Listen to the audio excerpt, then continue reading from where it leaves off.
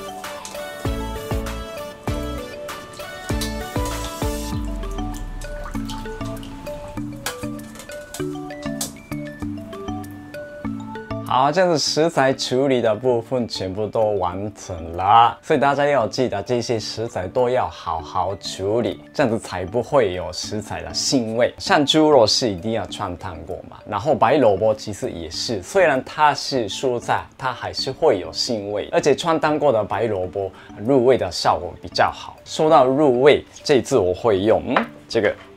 它是蚝油。虽然这一次我是要做日本家庭料理，但是像这种调味料，这种煮物的效果是非常好。它是一个うまみ浓缩的调味料，所以加进去就可以加上一个很厚的味道。然后甜味的部分，这一次我用这个冰糖，我要做一个比较清爽甜味的煮物。那如果你想要做一个比较浓郁的甜味的煮物的话，这边换成黑糖也是可以。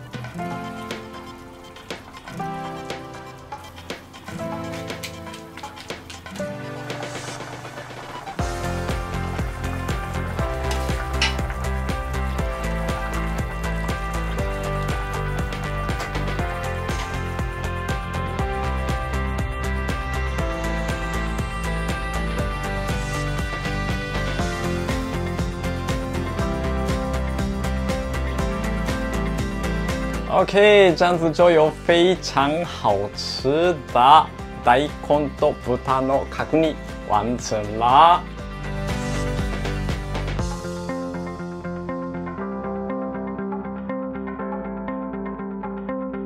这个季节外面稍微开始凉一点时候吃这种料理是非常的适合，赶快开始吃喽！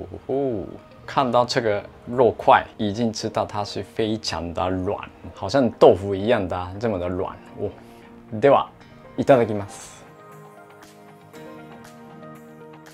哇，